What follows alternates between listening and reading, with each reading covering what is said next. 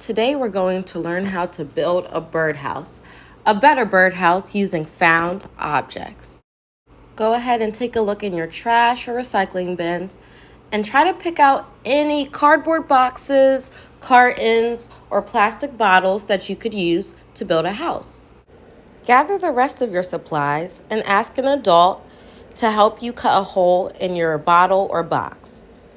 Go ahead and start decorating your home or birdhouse to make it somewhere a bird would love to live. Paint it with your favorite color, color with markers, crayons, give it drawings, scribbles, or even put a few stickers on there. Make it somewhere the birds can't resist.